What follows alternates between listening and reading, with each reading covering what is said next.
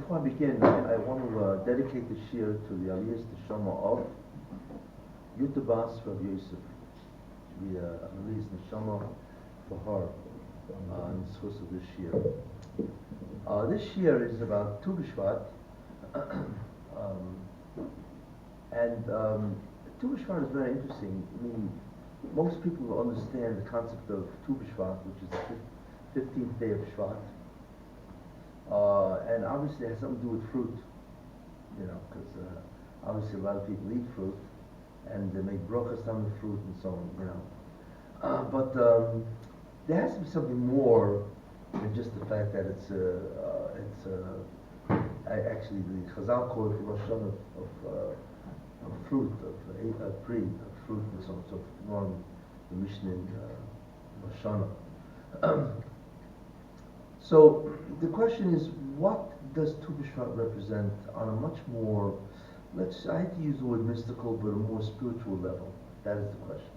How do we understand Tu B'Shvat? Halachically, Tu B'Shvat is really what's the Rosh Hashanah Ilonis. It is the new year for Ilonis, trees, which refers to the fruit. That this is the time that fruit begin to blossom, which means they begin to come out of a branch, they begin to emerge. So it's called the Rosh Hashanah for Ilonis, the New Year for fruit. But halachically it's interesting, because there's a halakha that you have to give tithe, trumas, and maasros, which is 1/10, which is also a tithe, which is a portion. And you have to give it, if you own a field of fruit trees, you have to give obviously the tithe. And the halacha is that the tithe of 1 year cannot also represent the plants or the fruits of the previous year. In other words, each year you give a tithe of the produce of that year, and that's it. And what marks the year, what begins the year, is, in terms of fruit, is Tu B'Shvat. Notice from the any fruit that blossomed before Tu B'Shvat is included in the group of fruit, and the tithe therefore is from the previous year. But after the Tu B'Shvat, the 15th of Shvat, then any fruit that blossoms afterwards has to be tithed with the following year. So halachically, that's why it's called the New Year, because that determines really, in terms of the trumas and maasros, which year will this fruit be a part of? Is it the previous year's maasros and truma, or is it the new year's maasros and truma? That's the halacha. However, there has to be something more pnimis, more depth to what is going on. And that's what I'd like to do today, is to discuss what's called the pnimiut, or the pnimius, of Tu B'Shvat. What does it really mean? And in many ways, it's good news, as you will see. It's a very significant holiday, although there's no what's called Isa Malacha, there's no prohibition of work on Tu B'Shvat, obviously. But the question, of course, is what does it signify? What does it really mean? Like everything else, everything needs a background. You need a background really to fully appreciate and comprehend the significance and the importance of Tu B'Shvat. So I'm going to give you a background, and then you're going to see how it all connects. And it's with the background. It's like listening to a symphony. You don't want to listen to the end of the symphony. You have the beginning, the overture, then the middle, and so on. You really get the symphony by listening to the entire piece. Same idea. In order to truly understand something, you can't just okay, here's the idea. I can tell you what Tu B'Shvat in 2 minutes. Now what? But you won't appreciate what's really going on, you see. So that's why you really have to have a much greater background of what is going on. First idea. What is the purpose of creation? The purpose of creation is called zikuch, purification. What does that mean? What God did is that He sends forth specific forces. In Kabbalah they're called spheres. They're forces. Nobody knows what the nature of these forces are, but they are clearly spiritual. And he sends forth forces, and they create realities, and they create 5 of them. The last reality that they create is the physical universe. They do that by diminishing in power. They diminish their output. It's like a bulb that has 1,000 watts, and then all of a sudden it becomes 800 watts, and 700, and so on. So what happens is the spheres sort of diminish their output, and as a result of that, the reality that they create is substantially lower or diminished or degraded. This is what they do. And eventually their output is, and this is only a marshal, and so on, the output is significantly lower, where all of a sudden a physical universe is created. Okay, so therefore, obviously a physical universe, anybody born into that physical universe is now immersed in that physical universe. The problem is that as long as you are physical, the physical universe obstructs your ability to experience the divine, the spiritual universe. That's what happens. So as such, the physical universe is a detriment, because as long as we are physical, because actually our soul is spiritual, but as long as our soul is surrounded or ensconced in a physical body, we cannot feel the divine. We don't feel the ruchni, the spiritual universe. So then what do? So what God did is very interesting, and this is really the task of a Jew. What he wants us is to remove the physical universe and change it for spiritual. How? What he wants us to do is to dematerialize the universe. Yeah. We actually dematerialize the physical universe. We turn it back into a spiritual one. Because if you think about it, the initial realities that the spheres created were spiritual. And they descended, they degraded. Finally becomes physical. So if we can dematerialize or change to a retransformation, if we can retransform the physical universe into a spiritual universe, it's the same thing, except we remove the physical matter and it becomes spiritual. That's called zikuch. It's called retransformation. It's a regression back into what the universe was. And then the physical no longer obstructs our ability to experience the spiritual universe, you see. So zikuch is called purification. To purify means to remove contaminants. So the contaminant is the physicality of the human body, of the neshama, the soul. So therefore, this is the job of a Jew, to remove the physicality of this universe into a spiritual, which is interesting. Because that tells you, if somebody asks you, where's the future world? And the answer is, it's here. It's not up there or down there. This is it. And what does that mean? It means that when the universe will have been dematerialized, it will become spiritual, and that is Olam Haba. You see? It's here. You don't have to go anywhere. You don't have to move anywhere. You don't have to take halal. None of this stuff, right? It's here. And the ones who do the zikuch, which means purification, that be dematerializing the universe, those are the Jews. Okay. I'm skipping out a lot of stuff, but I want to give you the feel. You have to have this type of background. So we now understand something very important. Okay. To remove the obstruction of the physical universe, make it spiritual, and then we can experience the presence of God. That's fundamentally what the task of man is. Okay. But how do we do this? Now, to remove the physical universe back into a spiritual, and therefore experience the divine, the presence of God, the Shekhinah, that's called tikkun. Tikkun means to repair, or to rectify, or to correct. And what the Jew has to do is correct existence, because existence is now physical, and he has to correct that, and it becomes spiritual. So that's really what's called tikkun, the rectification or the correction, the restoration of the universe back into its original form. How do we do it?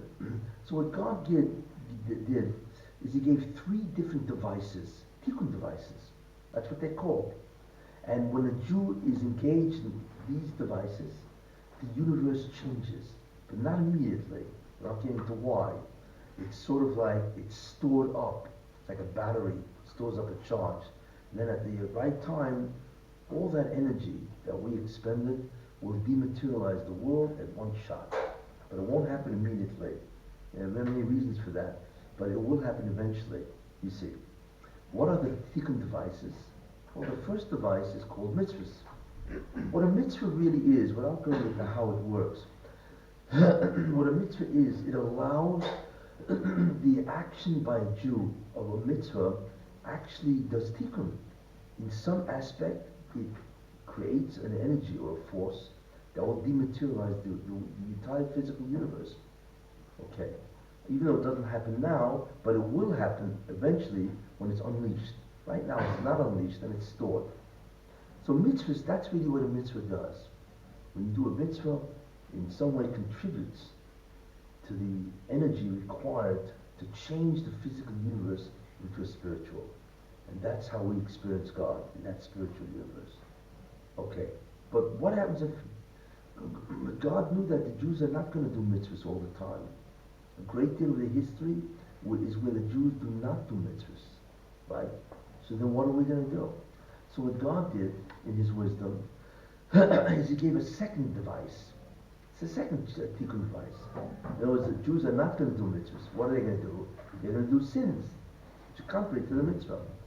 So as a result of that, God said, I am going to create a concept called tshuva, repentance. Repentance, even though it's a mitzvah, is a different kind of mitzvah than doing mitzvahs. Because tshuva is where you repent, you sort of undo the sins that you did, you see. So therefore, tshuva is a second tikkun device. For those who don't do mitzvahs and they do sins, tshuva is a contingency device. It's a backup that will enable the Jews to do the tikkun. However, God knew that the Jews are not going to do tshuva, right? That's what happens, right? In Kippur, what do we think about? When do I get out of shul and go back and eat, right? And so on, you know. So therefore, God knew that the Jews not only won't do enough mitzvahs to do the tikkun, they won't even do enough tshuva to do the tikkun. So therefore, God created a third device. That third device is called Yisurin, or suffering. See, people make a mistake. They think Yisurin is punishment. Well, in a certain sense, it could be called that, but it's not retribution. Yisurin is what's called rehabilitation. God decided that I'm not going to the logic of Yisurin, why it works and how, but the concept of Yisurin is rehabilitation. In other words, what it does is when a person suffers, then the act of suffering itself creates a rehabilitation of the individual, and that also does a tikkun. I'm going to explain it much more fully as I go on, but this is a very important concept. So you have three tikkun devices: mitzvahs, tshuva, and yisura. Very important concept, and I'll get into what the difference basically is between all of them. So that you have to know. We now understand three different tikkun devices in order to do the zikr. Okay?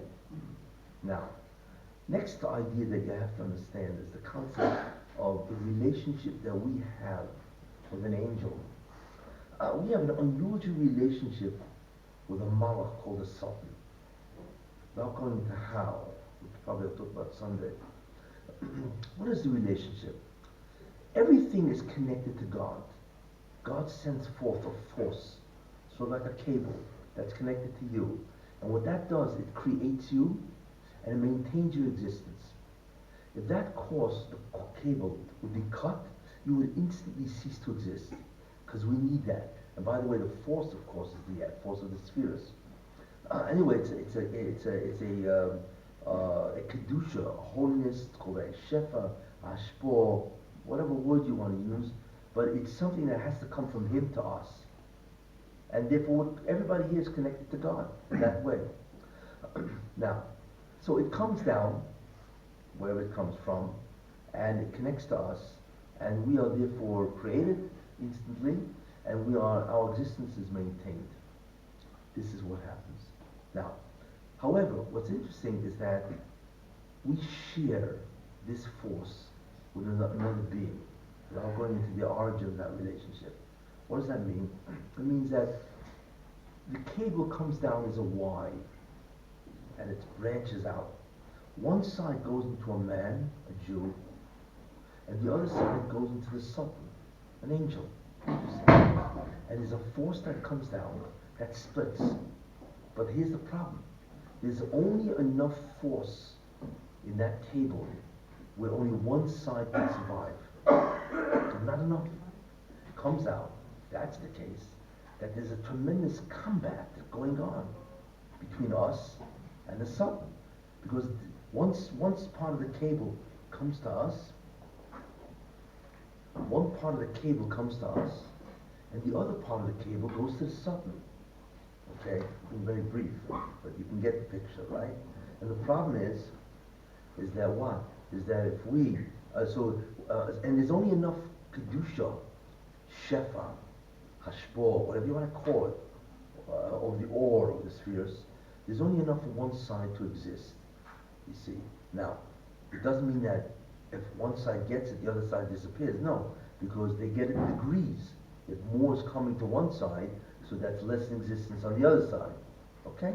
Now the question is this: what determines which way it flows? And the answer is the Jew. It's amazing. If the Jew does the will of God, if he does the mitzvahs, then that force will go to him, and all of a sudden he becomes incredibly, not only energetic, but he has tremendous hatzlacha, success, and parnasa. He's healthy, because it is the force of God that gives you everything. So all of a sudden he's enjoying an incredible life. He becomes much more spiritual. The other side, the Satan, less force is coming to him, because we're getting more of it. Remember, there's only enough for either way. And all of a sudden he gets weak. He gets weaker. You see, if all the Jews do the will of God, which is the mitzvahs, then the Satan dies, literally. You see? So we can actually kill this guy. We can actually kill this malach. Interesting. That's the power of a Jew. A Jew can kill the malach. However, believe me, he's a worthy competitor. He's not going to let us do this. Believe me. Okay. So what does he try to do? He tries to get us to sin, obviously. Now if we sin, so then the force is diverted to him, not to us. We begin to weaken. You see, that has many, many manifestations. We weaken, we get weaker, not only physically, but we become more gross, more physical. We're not interested in any spirituality. And then health deteriorates. A lot of bad stuff happens, right? On his side, it's incredible. He's energized. The Satan, you see, he's energized, and because he's collecting all this holiness, because everything survives by holiness, everything. In any case, now, therefore, what we begin to see here is that the relationship that we have with the Satan, the Jew versus the Satan, again, if all the Jews do the mitzvahs, he dies, or he weakens and dies. If he gets all the Jews to sin, bad news. He energizes, and we're not very well off, and so on. This relationship is called an inverse relationship. It's called a reciprocal relationship. It's like a seesaw. If we're high, he's low. And if we're low, he's high. Interesting, isn't it? And that's the relationship we have with Satan. And therefore that relationship is called combat, war, obviously. Because the Satan is no longer interested in getting us to sin because that's his job. He wants us to sin because that's the only way he can survive, you see. So therefore, this is a reciprocal relationship, it's combat. And that's why it's called the Melchemes HaYetzer, the war of the Satan. It's not just a war that he's trying to tempt us, it's a war for existence. Whole different understanding of what's going on. In fact, the Satan is the only angel that can go up or down, just like we can go up or down. He can survive. In other words, he grows in stature. When we sin, he grows in stature. Every angel that God created is fixed at a certain level of existence. He can never improve or diminish. Finished. The Satan is the only malach that can wax greater or wane less. You see? It's interesting. But he does that because he has this unique relationship with us. You see? Now, is this true? Where do we see this? I'm going to just give you just a couple of examples, okay, of how we begin to understand this and so on, And you begin to understand that the entire history of the Jewish people depends on this relationship. It's not merely events that happen to the Jews. What really happens is the relationship we have with the Son. I'll give you an example. There are many. One, the first Beis HaMikdash was destroyed 2,400 years ago. It's a long time ago. Maybe 2,500 years ago, whatever the year was, and so on. The first Beis HaMikdash was destroyed then. Chazal say it was destroyed. Why? Because the Jews did the three sins for which you have to give your life. Avodah Zarah, or Gilui Arayis, Shvichas Gilui Arayis, incest, adultery, Shvichas Domim, which is murder, and Avodah Zarah, which is idolatry. Those are the three sins, which are very serious sins. You have to give up your life rather than transgress. And because the Jews were into that stuff, the first Beis HaMikdash was destroyed. You see, what does that mean? What does it mean that the first Beis HaMikdash was destroyed? Well, it means that the Shekhinah left, the divine presence left, because if the temple is destroyed, that the divine temple is destroyed, the temple, so therefore the divine presence leaves. Yeah, but the question is, where did he go? Where did God go? You see, did he go back? No. Because once we understand the relationship between the two, we begin to understand something incredible happens. What happened? The Jews sinned, but they sinned grievously. So therefore, what happened? The Kedusha that comes down didn't go to them, it went to the Satan, right? I mean, that's our relationship. But since there was such a grievous sin, then the Satan was Yiboneh. That's the word. Yiboneh means he nourishes. The Satan nourishes from the sins of the Jews. That's how he eats, you see. And the interesting thing about it is that whatever the nature of our sins, that's what he's Yiboneh. In other words, if we're eating a steak dinner and we don't want it, he gets the steak dinner. You see, it's what we give to him. If we're eating tuna fish, these are obviously examples, then he gets tuna fish. That's how it works. That's the incredible balance. Measure for measure. That's how God runs it. So what happens is that the Jews are sinning, so all of a sudden the Satan is Yiboneh, the tremendous Kiddush of Klal Yisrael, you see. But since these are the incredible grievous sins, then he's Yiboneh something unusual, you see. He's Yiboneh the Kedusha of the divine presence. What does that mean? It means all of a sudden God leaves. God doesn't leave. What God says, the Satan comes up, because he's the great prosecuting attorney. He comes up and says, excuse me. He says,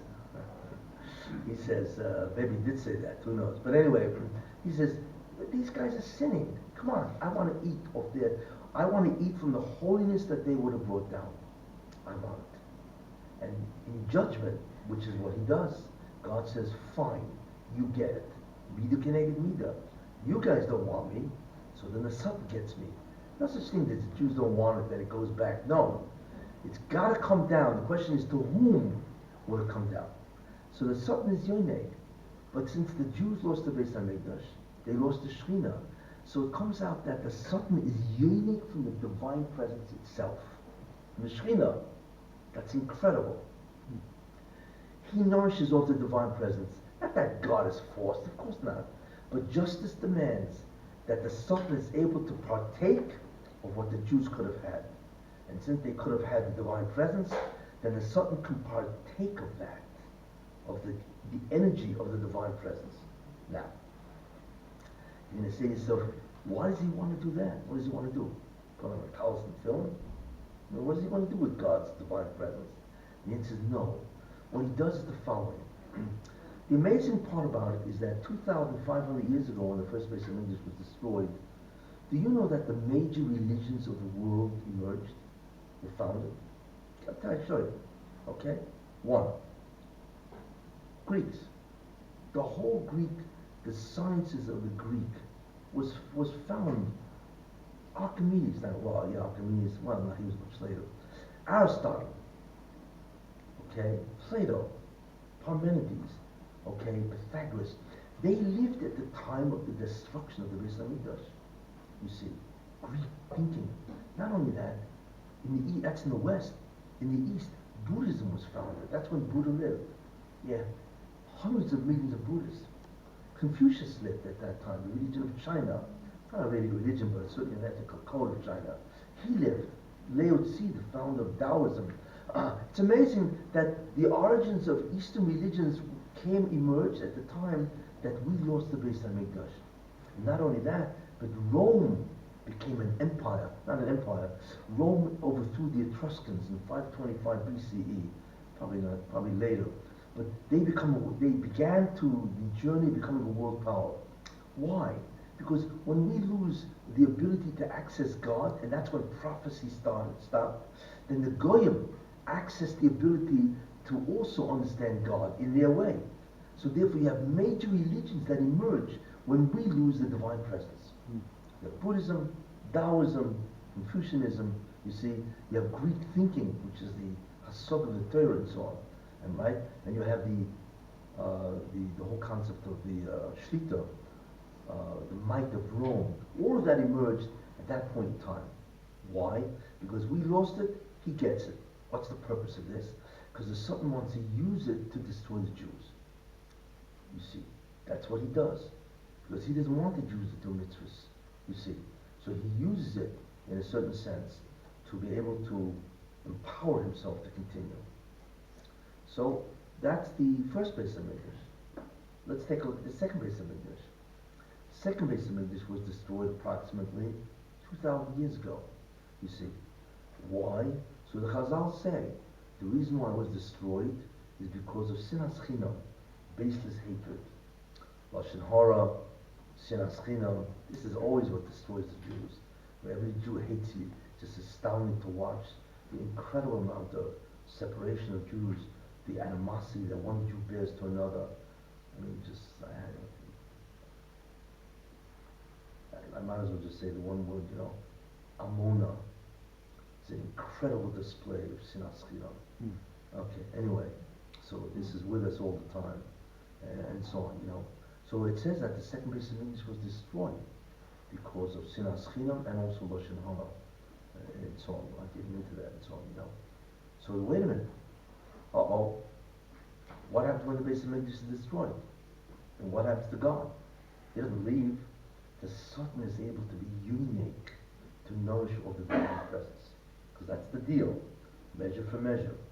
We lose the divine presence, you see, and he gains the divine presence, the energy. Now we lose it because you should know one thing. When Jews hate each other, then God says, you're not a family, you hate each other, you see. So God says, I will not stay with a family where brothers and sisters hate each other. And he leaves. And that's the concept of sinas chinam. It destroys the achdus of Klal Yisrael, the unity of the Jewish people, and as a result of that, the God, his divine presence, separates, it leaves. In any case, but we know, wait a minute, that's very interesting. We know what the formula is. What's the formula? That if we lose the presence of God, right, then what emerges? Religions, because that's Midah Keneged Midah. We access the ability to understand God, to perceive who he is. Therefore the Goyim get the ability to perceive God. Remember, what we lose is what he gets. Which major religion emerged at the time we lost the Second Temple? And the answer is Christianity. Where did it come from? It doesn't come out of nowhere. Nothing comes out of nowhere. You see, it is the response to our sinas chinam. Here's something interesting.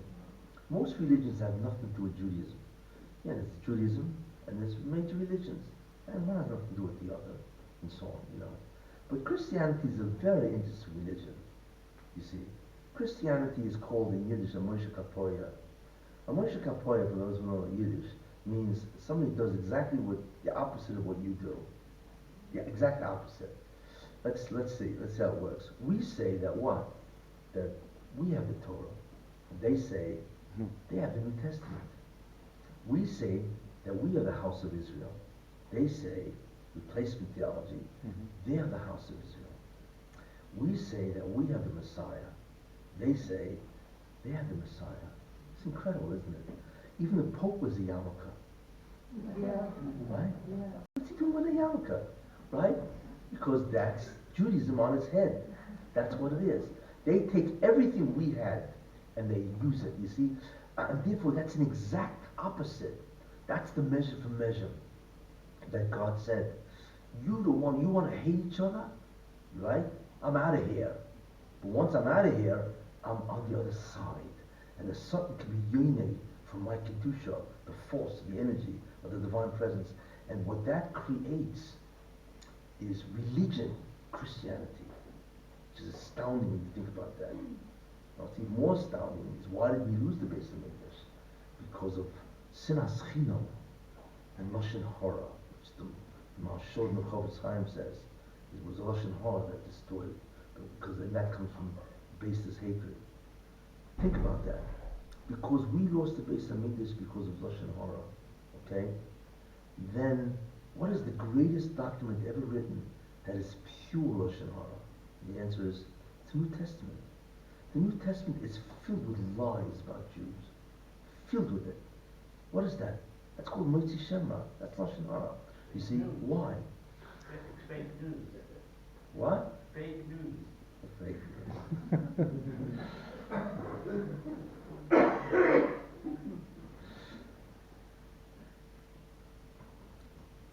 That is an exact opposite. And that's meter connect meter, measure for measure. You lost the Beis Hamikdash because of hatred, right? In Lashon Hara. I'm going to do the opposite. I'm going to create a religion that will slander you totally and viciously. That's what the New Testament is. It is a slanderous document of the Jewish people that has caused untold death to Jews for 2,000 years. It's astounding, the suffering that we had to go through because of the destruction of the Second Temple. But again, you see what's called the balancing here, that when we lose the Kedusha, he gains, and therefore we have a terrible kind of history and so on. Just as an aside, if you want to understand, how many Jews were killed because of the Christians, basically? It's a good question. Yes? Would you like to hear an interesting statistic? What did that destruction of that Second Temple cause us? Let me give you an interesting statistic, and you begin to realize the magnitude of what we did. Historians estimate that 2,000 years ago, time of Rome, because that's where it was, that the Jews numbered approximately 8 to 10 million Jews. That's how many Jews there were 2,000 years ago. We made up a large part of the Roman Empire, which is interesting. Mm-hmm. You know, how many Chinese were there? Historians estimate 25 million Chinese. However they get to that, right? 25 million Chinese people 2,000 years ago, 10 million Jews 2,000 years ago. So the question is, that's interesting. How many Chinese people are there today? Right? 1.3 billion people. Wait a minute. How did that happen? Because if you look at population dynamics, in 2,000 years, you go from 25 million easily, right, to 2 billion, to 1.3 billion.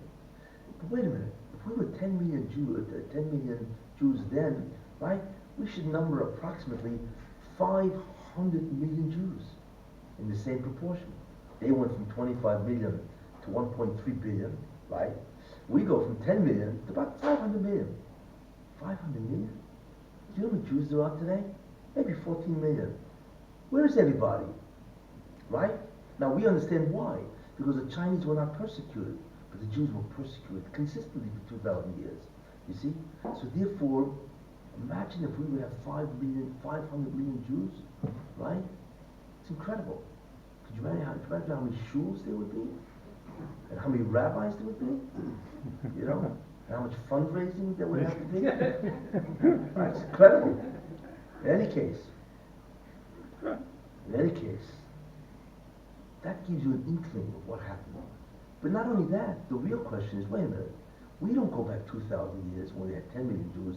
We go back 4,000 years to Avram Avinu. We had a head start on the Chinese, well, not literally, but we had a head start on the 10 million Jews another 2,000 years earlier, because Avram Avinu lived 4,000 years ago. So we should be as much as the Chinese, 1.3 billion people. How is it possible that there's only 14 million Jews? What do you mean? In 2,000 years, all we added was another 4 million Jews? And the answer is, because those are the Jews that died for 2,000 years, that were butchered and slaughtered in the pogroms, inquisitions, crusades, expulsions, Holocaust. That's why. You see. But why? Because the Asurim, as a result of the destruction, it's not only, but then because God decided that in that case that the Jews have to do the tikkun primarily through Yisurim, and that's the concept of Golus. The secret of the Golus, of why we are in Golus for 2,000 years, is because that's Yisurim that we have to do, and that's the tikkun device that we are primarily involved. In any case, we see very, very interesting idea. What's the difference? There's a problem here. Because if we sin and the Satan takes our Kedusha, how do we get it back? Right? We got to get it back. The Jews have to do two jobs. We have to get back the energy that we gave the Satan for our sins, right? And then when we do mitzvahs, we have to bring down the rest of the energy of the spheres to do zikuch. See, so zikuch needs two phases. One is to take back that which we gave the Satan, right? That energy, not that he gets to keep it. And the second is to bring down the rest of the energy, and that energy together with the energy we take back, that's mezakech the bria. That's what purifies the creation. But how do we do it? That's the difference. The mitzvahs itself brings down kedusha, you see. But the tshuva, repentance and suffering, takes it out of his hand. And he's empty, you see. When a Jew suffers, or a Jew does tshuva, right, and repents, then the Satan has to give up the kedusha that he took because of the sins of that Jew. Interesting, you see. So therefore, now you understand that the Golus is emptying this guy from an enormous amount of energy. And I'm going to talk about that on Sunday. The incredible significance of the fact that the Satan is dying. That's for Sunday. Anyway, because that's what's happening. But now you understand why, what the mechanism is. What's going on here, you see. Great. Okay. So that's the difference between all these tikkun devices and so on. Okay. Now, what's important to understand is that if the Jews have to suffer because they have to enter the Yisurim, suffering, of the third tikkun device, there are only 8 nations that can make them suffer. That's it. They're called the 8 persecutory nations. That's it. And for them it's a great advantage. Because the only way a nation can persecute the Jews, or be chosen to persecute the Jews, is it has to become a world power. God will not allow a nation to have the Jews suffer, and the Jews should suffer with the impunity of being in Zimbabwe, for instance, right? Imagine the Jews are in Zimbabwe. It's bad enough to be there. They have to suffer at their hands too. So God, what he does is any nation that the Jews go into must become a world power, which is interesting. Who are these nations? So their benefit is they become a world power, you see. So who are these nations? Okay. So the first nation is Egypt. That was the first. The second nation is Babylon. They destroyed the temple. The third nation is Persia. The fourth nation is Greece. And the fifth nation is Rome. See? Now, obviously there's no Rome today. Rome is gone, right? So who is Rome today? So God did something very interesting. Normally, if Rome is the last, let me give you the other 3, and I'll go back to Rome. So the sixth one, okay, is Yishmael, the Arabs, the Muslims. The seventh is Amalek, the old enemy of Israel, the Amalekites. And the 8th one is not a nation, it's the Jews themselves, the Erev. These are Jews who refuse to believe in, basically, they have exchanged the Torah for secularism, and they say, well, of course, the Bible is great. It's great literature. So is Shakespeare. You see, this is the concept of the Erev Rav. The Erev Rav are Jews that have taken the major, the identity of the Jews as a nation with a covenant with God, and they have replaced it with secular values. You see, that's Erev Rav. And the Erev Rav is a lot of different people, and so on, especially American and Israel and so on. But anyway, Um, anyway, I'm not going into these, but let's go back to Rome. So what God says, wait a minute, if Rome is the, who is Rome? So okay, Rome is Esau. The Torah says Esau became Edom, a nation. Edom, the Gemara says, Edom Zuroimi. Edom is Rome. But what God says, wait a minute, if I allow Rome to remain in the way it is, then that means that Rome will be a world empire for 2,000 years. I don't want that. And the Jews will always be subject to Rome. No. So what God did is very interesting. He changed the Roman Empire into a religion called Christianity. You see? That's why, anybody been to the Vatican? If you go to the Vatican, the place is loaded with Roman statues. So the question, excuse me, why in the world do they have Roman statues? Right? Doesn't make sense. Because Rome is the heir, or rather Christianity is the heir of Rome. That's right. So Christianity has now replaced Rome as the persecutor of the Jews, you see.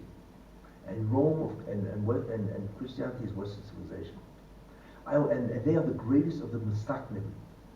Rome, Esau, is the greatest nation that persecutes the Jews.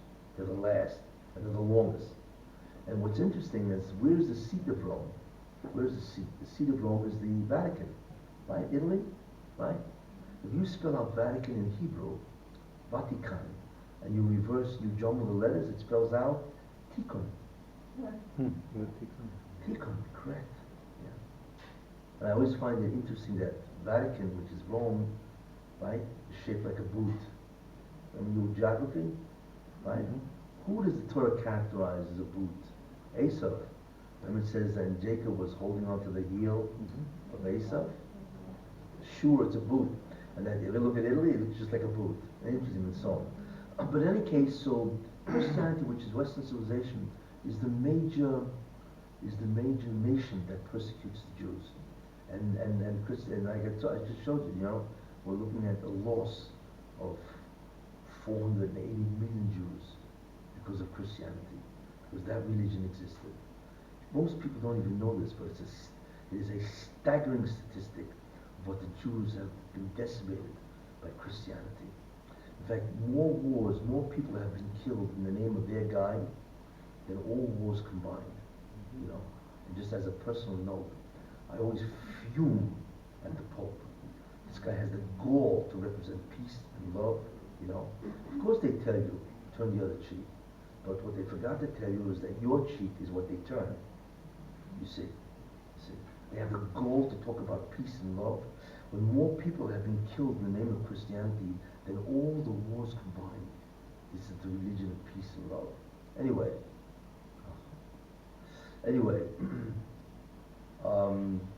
okay, that's great. So we now have a good handle on Zikuch. We have a great handle on the relationship between the Sultan and the Jew, that the whole history is determined by this balance. And it can be illustrated in many, many different other ways, you see. And this is relationship, we have that, and I illustrated with at least 2 historical events. There are many more.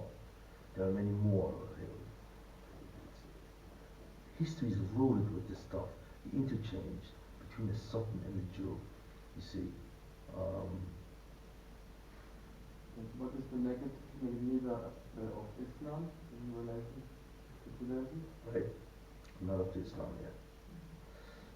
Besides, though, I'm not dealing with that tonight. I deal with that Sunday night, because it's a whole different deal. By the way, if you think Islam has nothing to do with the Sultan, right? How do you spell Islam? Aleph Samach Lamed Mem. Do you know what the angelic name of the Sultan is? Samkel. Jumble the letters and it spells Islam. Yes. For those who think that they're not satanic. In any case, okay. Now, how do we understand now? So we have these nations, but the interesting thing about is that each of these nations is that, because I'm focusing really on Rome, which is Christianity, Western civilization, they have power, means if the Sultan is Makatre, prosecutes, then in certain times of the year they have unusual power where the prosecution works stronger, you see. Where? Well, I'll get to that, but so it's not just that they can do it all the time. if they win in prosecutions, then they have power at certain times of the year to do their damage to Jews, especially. Okay, now, I want to point out that when the Satan gets stronger, what's very important to understand is that when he gets stronger, what does that mean? That he himself develops an incredible energy, and he's able to project a tumor, defilement, contamination, and that's called zoyama. Zoya means zoyama is defilement, contamination. But what it really is tumor. When a lot of the laws of the Torah is about taharas, tumor v'tahara. There's a whole seder, there's a whole order of the Talmud, actually Mishnah that's called taharas. You see, because there's a whole concept. There's a spiritual entity called tumah. Interesting.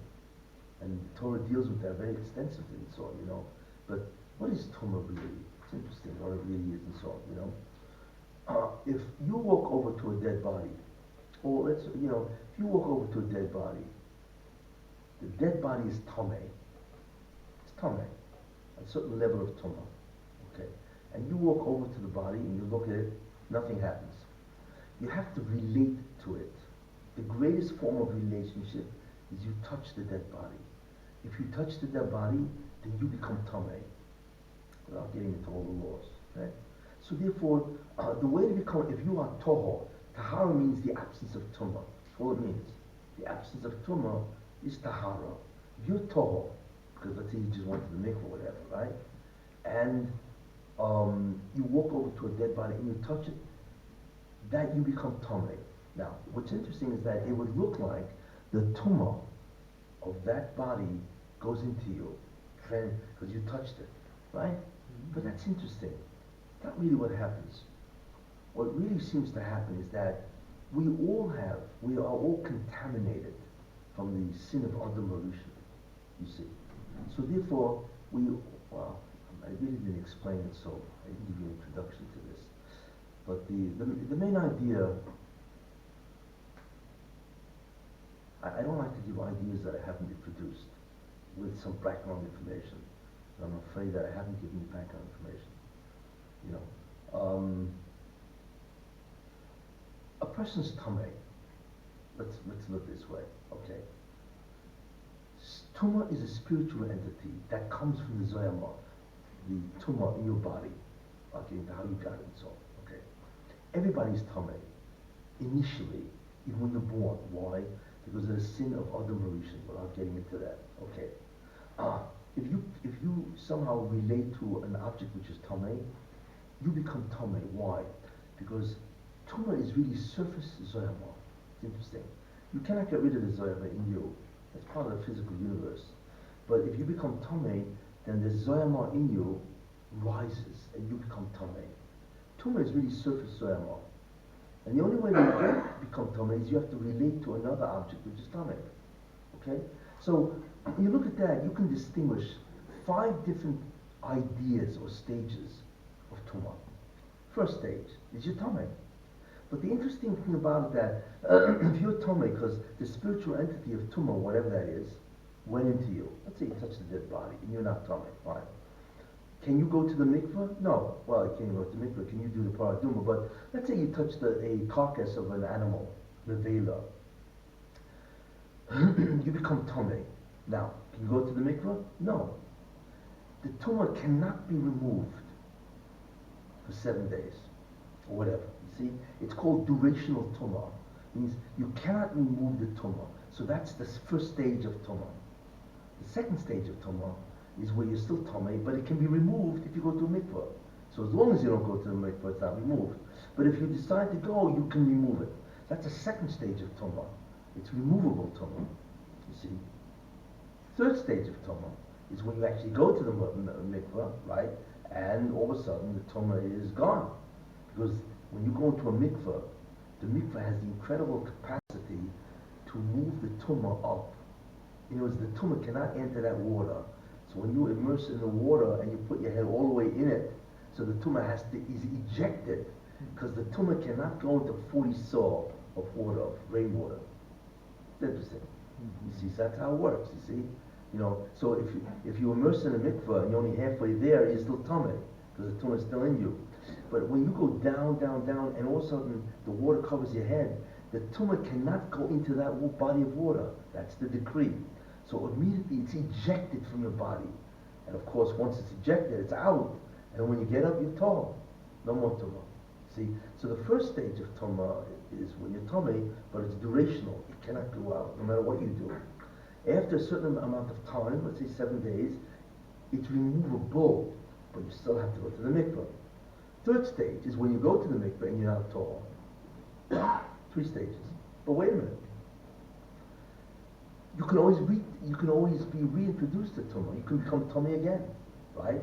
So the 4th stage, you see, is when the zoyama in you, this permanent tumah, is extracted or expelled from the human body, which is incredible. That means you can never become tummy again, because the origin of the tumah, the zoyama, is expelled. We'll talk about that in a minute, right?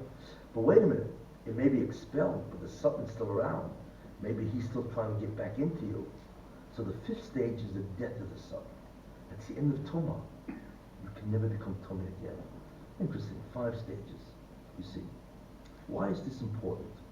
Because, as we will see, there are different stages of the year that correspond to these 5 stages of tumah. Okay. Esav, Edom, Rome, Christianity, Western civilization, or the sun, because the angel of Esav is the sun. He has unusual powers, or he can execute the judgment against the Jews in 3 months. From Teves is the month of Esav, until half of Shvat, till Tu B'Shvat. Got it? That's his first period of time. The second period of time when he's very powerful is Tammuz and half of Av, till Tu B'Av. You see? That's his time. Again, from Teves till half of Shvat, till Tu B'Shvat. Right? And then Tammuz until Tu B'Av. And it's interesting, Tu B'Av is very significant. Tu B'Shvat, I begin to see there's something going on around here, right? Okay. So, what does that mean? So let's take a look at the 5 stages in these periods, okay? So Teves is his month. In fact, what's the astronomical figure of Teves? Is the goat. Capricorn goes into astronomy or astrology. It's the goat, Capricorn, the goat, right? The goat is a symbol of Esav. What's the Hebrew word for goat? Seir. And he lives in Har Seir. Yeah, that's why the goat is his symbol. In fact, it's funny because even in Greek mythology, the goat was a symbol of the devil. Right. You had Pan, I had to use these guys' names, but Pan, half goat and half man. Anyway, whatever. So Teves is his month, okay? So Teves until half of Shvat, Tu B'Shvat, right, is the month of Esav, and that represents the first stage of Tumah, when it's tummy and you can't remove it. I'm sorry. As soon as Tu B'Shvat comes, right, the tumah becomes removable, you see. But you still have to apply, or you have to somehow undo that which he did, you see. So from Tu B'Shvat until Adar, it's removable. From Adar until Nisan, it's removed. That's why Purim occurred in Adar, when the tumah of Amalek, Haman was destroyed, you see. So you see, so Teves and half of Shvat can't remove it. So that's why in Teves there are terrible things that happen to the Jews. First of all, Asur B'Teves, right? Asur B'Teves is Teves, and when was the decree of the destruction of the first temple by the Babylonians? It was an Asur B'Teves. That's why Asur B'Teves is so incredible of a festival, because that's when it didn't happen until Tisha B'Av, right? Which is in the Av, which is also the month of these guys, right? But the decree was in Asur B'Teves, and that was in the Teves. Not only that, when was he born? When was their guy, Christianity, born? Christmas. Christmas is always in Teves, isn't that? And according to the Greek Orthodox, they hold he was born in January. You see, so you have Christmas and Teves, which is Christianity, you know, and the Greek Orthodox, they hold, because they don't hold the same Christmas as these guys, so and so on. They hold he was born in January, which is Teves and so on. So Christmas is actually a holiday of Teves and so on. You see, so Teves is a bad day for the Jew. Is a bad time for the Jews, because that's when these persecutory agents have tremendous power, especially the concept of Christianity. Because Christmas is that's what the whole season is you know, is December 25th, you know, which is really very interesting. You know what the world regrets? You know, because you know how much business is done on Christmas, right? The world regrets that Yeshu didn't have a twin that was born in June. You know, so they could have an incredible period of time for business in June, right? Anyway, now, so Adar is when it's expelled. Adar is when it's removed, but Nisan is the time when the tumah, the zoyamol of the Satan, is slowly being expelled from the body, and that's what happened in Nisan, Pesach, right? Pesach was the beginning of the expulsion of the Satan out of the human body, you see, and it went on in Nisan, Iyar, and in Sivan, okay? By Matan Torah, the Gemara says that the Zoyam of the Satan was out of the body. In other words, that they were not normal the way we are. They did not have the Yetzer Hara in their body. They had the Yetzer Hara outside their body that can try to convince them to sin. But they were not normal humans anymore. Because what they had done in those 49 days is they had expelled the Zoyam, and therefore they could no longer become Tomei, astounding. But because of the Chet Egel, it returned. See, unfortunately, and so on. So we begin to see what Tu B'Shvat really, what it really is. It is the turnaround. That's what Tu B'Shvat really is. It's a turnaround of the Tumah for the good part of Klal Yisrael. You see, it's when all of a sudden the whole forces of Esau and the other kingdoms, especially Esau, which Christianity begins to weaken and can no longer do the terrible things that they have done to the Jews. And it's the beginning of Adar, which is no, it's okay, thank you. No, I don't think it's the beginning of Adar, which is the time of Yosef. The month of Adar is Pisces, the fish, and the fish is a sign of Yosef. Yosef is Mashiach ben Yosef. Nisan is Mashiach ben David, right? That's the Geula, right? So we're going to see that the turnaround of the terrible mazel of Klal Yisrael starts from Tu B'Shvat, you see, and that's symbolized in many ways, if you think about it, by Rosh Hashanah Le'Ilanis, because all of a sudden the fruit emerge, and the fruit is the Jewish people. All of a sudden life emerges, you see, the Jewish people emerge, reborn, right? Because that's when the tree, which didn't have any fruit during the winter, and now it's reborn. So therefore, after Tu B'Shvat, the symbol, the physical symbol of that is the rebirth of the tree in terms of its fruit and its leaves, you see. And that symbolically represents the beginning of the resuscitation, so to speak, of the Jewish people. And it's in many ways, it's the end of the Tumah, the Sultan, the persecutory nations to afflict the Jews. So Tu B'Shvat is a very great day. That's why you don't say Tachnun and so on. Because it signifies the entrance of the time of Mashiach ben Yosef, Adar, and of course that the Haman, he was killed in Adar and so on. So you know, and this really is the concept of Tu B'Shvat. It's a turnaround. It signifies a turning around of the forces of evil, that they have become severely weakened. They begin to diminish and disappear with Adar. I'll never forget, I don't know if you remember this, but in 1991, you remember the Persian Gulf War? Remember that? It happened in 1990 with Saddam Hussein. Yeah. Remember that? Do you remember when it ended? Purim. When? Purim. Purim. Exactly. It ended on Purim. I'll never forget. You get up in the morning, Purim, to go read the Megillah, and then the news is all over the place. that Saddam Hussein, the Iraqi war is over on Purim.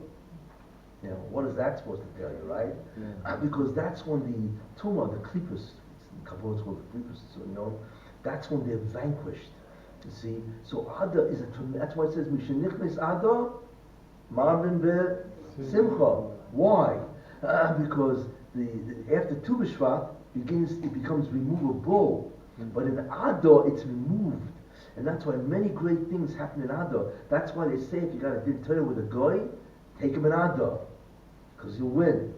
You know, you have to check out lawyers if it works. I don't know. You know, but the Shulchan Aruch says because Adar is a tremendous muzzle for the Jews. Why? Because it's after Tu B'Shvat. See, and therefore those ideas correspond to the levels of Tumah, the dates and so on. The problem is that in Sivan the Jews did the Chet Egel, obviously, you know. So it was restored. Some of the Zohar was restored. So then Esav's back in business in Tammuz and Av. And we know in Av 5 things happened, right? First base Hamikdash, the second base Hamikdash, right? The Meraglim. This all happened in Av, and that's his time. But his influence stops even in Av by Tu B'Av. You see? That's why Tu B'Av is a simcha. In fact, the Chazal say that they never had such a great day of simcha as Tu B'Av. Why? You see? There are many reasons why. But one of the most important is because the influence of Esav, you know, stops.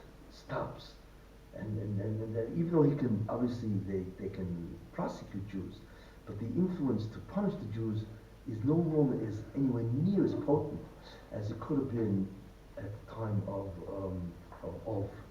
So by Tu B'Av, that's what happens. In fact, that's when the people in the desert, they were doomed to die. Remember? 40 years, God said, okay, since you did the Meraglim, spies, you're going to die 40 years, right? You won't live to see Eretz.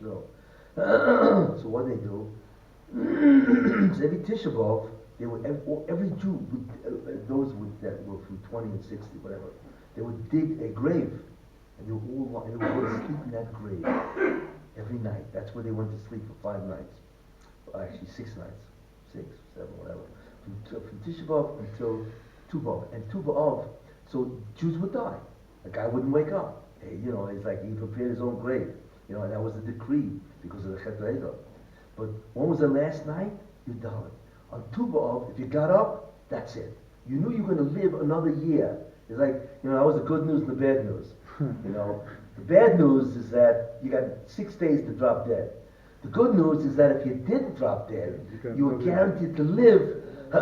You know, so you take it or leave it. I don't know which one you want. You know, and so on. But again, that's why Tu B'Av, it was such an incredible day of Simcha. You see. So therefore, his influence, and then of course starts, after Tu B'Av, then of course starts the second part of Av, and then you have what you call Elul, and Rosh and so on, you know. So those are the 3 months to watch out for, you know. That's why it says, don't go to somebody in judgment, you know, if you have a din Torah in the courts, you know, don't do it in Av, you know, bad news, because the mazel is bad for Jews. So the mazel in the mazel for Jews in the Adar is very good. See, so that's a great time to go to court. I mean, I should say it's never a great time to go to court. You know, obviously, you know, if you're going to go to court, Adar, and avoid Av and so on. And that's and but you now understand because all of these the 8 persecutory agents and so on, which I've described, which are nothing more than agents of the Satan. That's really who they are. That's what he uses when he's yearning from the Kedusha of clients for it. See, he has specific powers and tables, and that's why you have the destruction of the Samigdash and tables, the Sober tables, and that's also why you know, that's why you have Christianity, and a lot of bad things happen in tables. It's always like that. So you know, we are now approaching Tu B'Shvat. But I want to tell you something. I'm going to just leave you with what's called a cliffhanger. You know the old cliffhangers? Yeah. You know, where all of a sudden the guy's hanging on a cliff and they stop. Okay, the next episode is next week. right? And you say, oh God, you can't do this to me, right? The guy's, that's a cliffhanger. He's hanging to the cliff, right? And you gotta wait till next week to find out, did he fall or is he gonna get up, right? Here's the cliffhanger. You ready? But I will deal with it Sunday night. The 2 lectures dedicated to the 21st century. Trump was inaugurated in Tavis. Yes? Very interesting. But what's interesting is that this Tu B'Shvat, is right, is Parshas B'Shalach. That's Shira. That's the Geula. Is, is something going to happen? So you have Tu B'Shvat, which is the end of the ability of Esav to dominate. It's going to actually happen in Shabbos. And it's actually Shabbos Shira, which is the Geula from Mitzrayim, from the enemies of the Jews. What happens then? Interesting, right? And what does it mean that Trump is inaugurated in Teves? Not only that, the Parsha that he was inaugurated is really January 20th, is Parshas Shmos. Interesting. Yeah. And he began his term for Eero. I'll talk about it on Sunday. But there's something happening here, and it's not by accident, so But in any case, we now have hopefully a good handle on what Tu B'Shvat, the concept of times, is propitious for Tumah or for the Yisur and so on, and those times to avoid, and those are the times Adar, Nisan, Iyar, Sivan. These are incredible times of Geula for us and so on, and that's something that we have to be aware of. And it's all, as I said, it's symbolized by the fruit, because we eat that, and the fruit is symbolized, and that's Klal Yisrael being reborn, you see, and that's a tremendous Yom Tov. So, get yourself the fruit. They usually have 15 of them, by the way. 15 for each day that the tumor is removable, and they eat 15 fruits, and some people even actually make a tish. Rebbes make tishin, they give out fruit, and so on and so forth. So you probably wondered, what is this? Fruit holiday? What's going on here? And why are they doing this? Well, what's the big deal?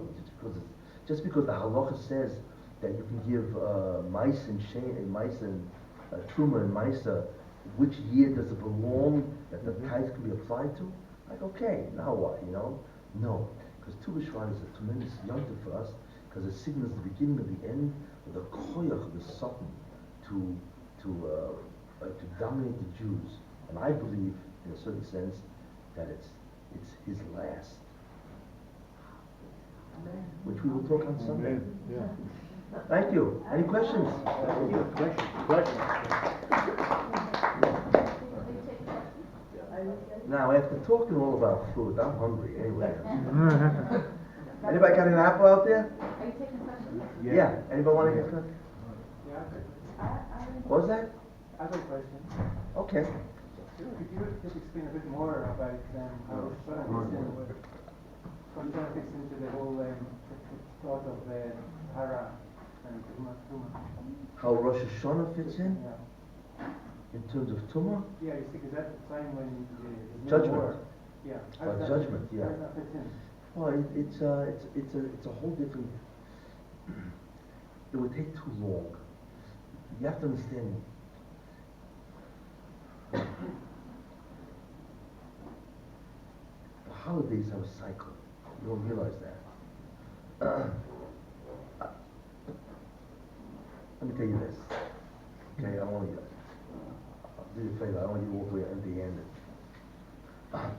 Egypt. The Jews were supposed to destroy the Satan, which they did. They expelled them from the human form. The problem was the Chet HaEgel brought them back. So God said, okay, as a result of the Chet HaEgel, that the thousands of Jews that died, and God broke his covenant. So Moshe Rabbeinu had to go up 3 times. The first time to heaven, he went up on Shiva B'Tammuz, and he broke the luchos. Very significant things, right? So Moshe Rabbeinu went up to heaven. The first time he went up to do what? To plead with God not to destroy the Jews. Because God said, leave me alone, I want to destroy them. Whatever that means. Anyway, so he went up 40 days from Shiva B'Tammuz, when he came down with the luchos, He did the Chet Egel on Shivos of Tammuz, and he broke them at the bottom of the mountain, but he immediately turned around and went right back up to Har Sinai to plead to God not to kill the Jews. Fine. Comes down, okay, actually, yeah, okay. Then he goes up again, okay, for another 40 days, to plead God in some way to take them back. Because even if God said, I won't kill them, but hey, I'm done with them. I'm done with them, you know? So what he did is he went up another 40 days to plead with the Rosh Hashanah, agreeing to take them back. But Moshe Rabbeinu was an incredible person. I want to tell you something. If you want to be a leader of the Jewish people, you need to know the divine agenda and what God is thinking, if it's possible. And he knew, or rather he knew how to protect the Jews. Because Moshe Rabbeinu understood, wait a minute, even if God reestablishes his covenant with them, right? And maybe he'll say, you know, I'm going to protect myself. I'm going to make a covenant with somebody else also. I'm not going to put all my eggs in one basket. Because the Jews sin again, it's out. So I'm going to make a covenant with a couple of other nations. So Moshe Rabbeinu realized that, you see, and he went back up for the last 40 days, from Chodesh Elul to Yom Kippur, and he said to God, please, don't make a covenant with anybody else. Period. In other words, it's the Jews and only the Jews. Got it? So therefore, because of that, so God said, fine. So Moshe Rabbeinu came down in Yom Kippur. So he forgave the Jews totally, which means a total kapara. And therefore that day, Yom Kippur, okay, is the Day of Atonement. That the historical event that determined Yom Kippur is on that day Moshe Rabbeinu came down and he had affected the kapara completely, almost, not totally, of the Chet Egel. However, but how does God show? So God returned the Anani HaKovod, the clouds of glory. He returned them to protect the Jews. And that begins the holiday of Sukkot. People don't realize what Sukkot really is. It's a reinstatement of the original agreement, without getting into the whole thing, you see. So therefore, when you think about it, what do you have? You have Pesach, then you have 49 days, and you have Shavuos, right? So Pesach, right, and the 49 days is the removal of the Tumah, and Matan Torah, 49 days later, is where God comes down to the Jewish people and gives them his Torah, and he forms an incredible bond. But that thing was destroyed because of the Chet Egel. So God did the same thing again, you see. So therefore, the equivalent of Pesach is Sukkot Yom Tov, and right, Sukkot Yom Tov is the equivalent of Pesach, and Sukkot Yom Tov is the equivalent, and then Shavuos is the equivalent of Shmini Atzeres. You see, because Shmini Atzeres has no mitzvahs, you see, because that's God's part. Just like Shavuos, God's part was he gave the Torah to the Jews. They already did everything. So God said, I'm going to give the Torah to the Jews. You see, so Shavuos has no mitzvahs, unless you consider cheesecake a mitzvah, right? But it has no, why? Because that's God's contribution. When you have an agreement, you have two people signing off. Each one says, I'm going to do something. So the Jews did Egypt, and God gave them the Torah, which is the agreement between the Jews and God. That's his signature. But it all became canceled. So God reinstated the agreement, right? So the Jews have to do the mitzvahs again, right? Sukkahs. What are the mitzvahs? Lulav, Esrog, Sukkah. And the God's signature is Shmini Atzeres. You see. And Rosh Hashanah Yom Kippur, and Yom Kippur is the Day of Atonement when he forgave the Jews and so on. So it's really a repeat, actually. Sukkot and Shmini Atzeres is a repeat of Pesach, 49 days, and Shavuos. Anyway, that's all I'll say about it. More questions? Anyone else? Yeah. You made a comparison to the number of Jews, which is about 14 million. Yeah. And Chinese 1.3 billion. Correct. And then you have the Muslims also. 1.7 billion. 1.7 billion. Yeah. What's your question? So the question is, are you saying that throughout all the years, the Jews were murdered, and we should have been more in the 500 million, 400 million, over 400 million they were Jews murdered. were actually murdered? Of course. They were murdered. Yeah, of course. That's what the Inquisitions did. Murdered Jews, right? That's what the pogroms did. That's what the expulsions did, right? When you expel, I've had Jews died on the way, had to run away, leave everything behind, you know. What about the pogroms? You know? And what about the Crusades? You know Jews died in the Crusades? One of the reasons, you know, people, you heard of the Black Death? The bubonic plague? Why? You know how many people that killed? That destroyed more than one half of Europe. Yeah. Why did God do that? Because of what they did to the Jews. That's why. Because the Crusades, you know, they're all their way up to Jerusalem to throw the Muslims out of, right? Yeah, of course. And meanwhile, on the way, of course, they're killing Jews, taking their property and everything. Yeah. It was just an excuse to kill the Jews, basically. You know, and so on, you know. So God looks at these guys and says, excuse me, you know, you want to knock out the Yishmael, the Arabs from Israel, fine. What are you doing to my people? I'll wipe you out. And he took the bubonic plague, which came from Asia. You know, it's an interesting bacteria, very dangerous. Oof. And that was it. It wiped out, I don't know, 100 million people. It destroyed Europe. It took, you know, it decimated them. They had nobody to go to work because everybody was dead. And it was a horrible way to die. If anybody knows what the bubonic plague is, horrible way to die. I don't even describe it and so on and so forth. I mean, why do you think it happened in 1350, the bubonic plague? Yeah. Because the Crusades started in 10 something, and there were 5 Crusades, if I remember correctly, and God said, it's payback time, you know, and He wiped them out and finished, you know. Don't mess around with God's kids, you know. Yeah, God. A question to the logic of the Satan, right? The what? The logic of the Satan. The logic of the Satan? You told that he wants to destroy us, okay? But let's say, Chazal no Jew does any mitzvah anymore. He also gets destroyed. Who? Satan, because everything gets destroyed. So anyhow he gets destroyed, like this or like that. Yeah. So yeah. how- Because I really, I'm going to talk about that on Sunday. Okay. I'm going to. It's a very good question, by the way. Yeah. But I have to refine what I said. I just threw that out, you know. But it's much more complex than that. Yeah. I'm very curious to know if how many Jewish souls there are as far as we always stand under a certain million of Jewish souls. What's your question? Do we know how many Jewish souls Souls there are altogether? Yeah, Because we keep being recycled, yeah. right? Well, where they're in a place called the Guf, and I mean nobody knows how many there are, but there's only a finite number. You know, so you have to be. Thank God that you're part of the Jewish nation. But there's only a finite number. I'm sure a lot of people want to be recruited for the Jews, but God said no. You know, but there's only a finite amount. I do not know the number. I mean, you know. Yeah, I have a question. Well, I mean, yeah, go ahead. It's in regard to your response about Moshe Rabbeinu going up Yeah, and 40 pleading, days. Yeah. and that he was pleading for God not to, not to split the deal with other With other nations, nations. yeah, that's right.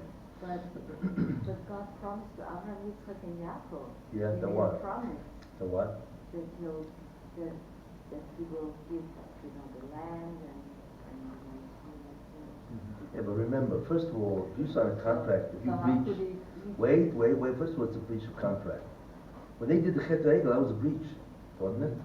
So legally speaking, if you breach contract, the other side can say, okay, the deal's over, legally, because you breached. That's one answer. You don't like that answer. No, I mean, it makes sense, but The real God answer? makes a promise and he keeps it. Okay. So it's not, you're not dealing. Okay, with okay. I'll answer you, okay? I feel I can get you off with that. When Moshe Rabbeinu came up after the Chet Egel, right? So God said, leave me. I want to destroy them, right? So God says to God, so God said, and I will make you a great nation. Yes? So Moshe Rabbeinu said, no way.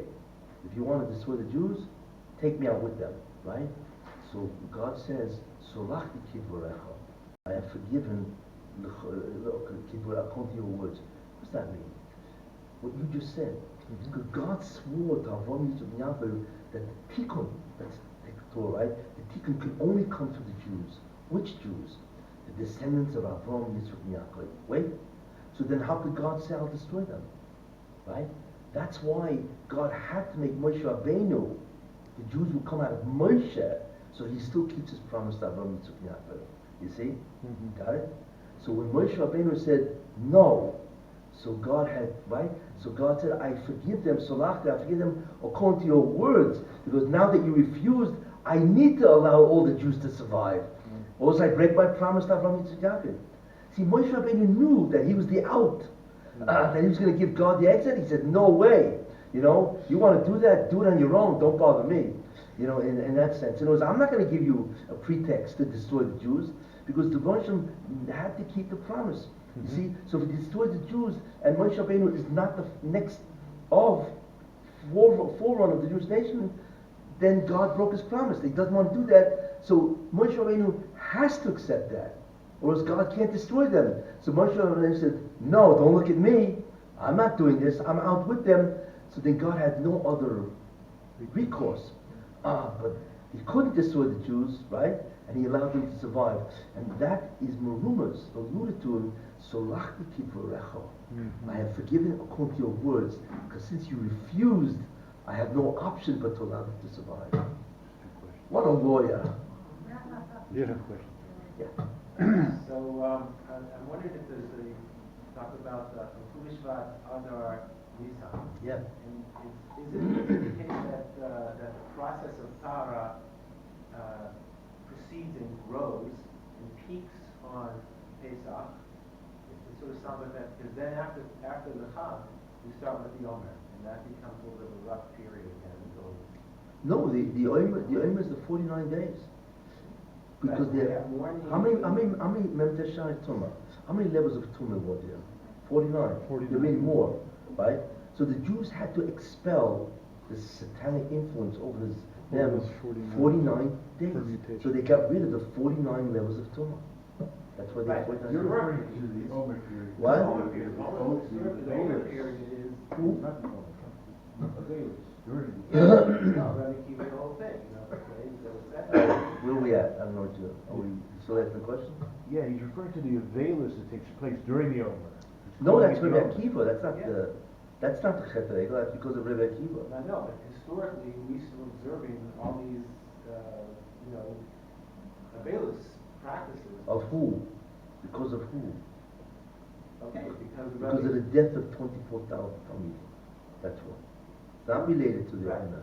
Right. Okay, that took place when Rabbi Akiva lived in 130 CE, so that's like 1,300 years later, right? That was one of the greatest tragedies of the Jewish people, because there were 24,000 people who died, right? That's the right, whatever, because of sin, Astinam and Lashon Hara, Yeah, right? Interesting. But you know who those people were? They were Tanoim. So that means 24,000 Tanoim. You can imagine how much Torah we would have if they had lived. So when they died, they took all the Torah with them, and we will not see their Torah until Mashiach comes. That's why it's such an unbelievable, one of the greatest destructions of Torah ever known, because they took with them, because they died, so they never developed it. They took with them 24,000 Tanoim, the greatest, right, of Torah that they would have given to Klal Yisrael. You see, that's why it's such an awesome destruction. You see? Yeah. There's sources for all these wonderful things you're telling us about the Satan being the prosecutor or the different times in history and the fact that the line of play was a punishment. Are these basically just sources that are Kabbalistic sources, or from the Gemaras, or both, or? It's a I don't know variety. if you say every That's a single good one. I question. just like I hear it say when I give these things over, people are saying, well, what is your source for that? Like, I know. You It's a know? variety. It's from Chal. It's Medrashim. It's Kabbalah. It's like a whole melange. Okay. And there's my input too. Okay, thank you. So some of the sources me. I don't know if people accept that, but One last question? anybody else? Yeah, you got it. Anyone else? Okay. One I last want to question. ask something from right from the beginning when you spoke about the Shefa. You said if someone directs the Shefa to himself, by keeping all the mitzvahs, etc., he will be successful, Yeah, financially, yes, whatever. yeah. But let's say if we observe the world Yes, and we it's see reverse. very Tzaddikim, real Tzaddik- tzaddikim. I mean, Yeah, yeah, they keep tzaddikim, everything, v'ra'aloi, and Rosh they keep also Hashanah. the power, everything. Yes, But you don't see this aspect in their life. They reject it on purpose, or you mean your question like is, that, or well, your question is tzaddik v'ra'aloi, Rosh Hashanah, Mm-hmm. which doesn't conform to what I'm saying, right? Is that what that's what you're saying? Why is it when we look at the real world, tzaddikim suffer terribly, so what I'm saying, they should be having a great time. And Rishonim are incredibly successful, according to me, they should be, yes, suffering. exactly. Well, that- Correct? Yes. Right? This is my question. Yes. What is the answer? Yeah, well, okay, I'm just saying your question is one of the oldest questions in human history. It's called the problem of theodicy. No, I Wait, don't wait, want. wait, I but- don't want the justice. I want the mechanism. What? Wait, okay. It gets complicated. Why? Because it's true that it's tzaddik, but the problem is that everybody sins in previous lives. Yeah. So therefore, that suspends. Had a tzaddik been only righteous for all the lives that he lived, then there you are. But since he wasn't, God has to get rid of the bad stuff. So even though he's a tzaddik now, but maybe he was a nobody, a Russia, 4 Gilgulim back. You see, and it's the same guy. So God has to balance everything. That you see. Just want your answer. Well, yeah, yeah. It's more than that. Rashi says that. But I just told you Rashi says. What verse? Rashi says that when it says that I think it's in Vam, where Medrashim says that which pasuk was that? But Rashi says that he will visit bad to tzaddikim in order to clean them up. Yeah. For Olam Haba, clean them up. What do you mean clean them up? Yeah. He's a tzaddik because I'm previous. That's okay. Well, yeah, Rashi says that. Okay, thank you. Thank you, Rabbi. Right.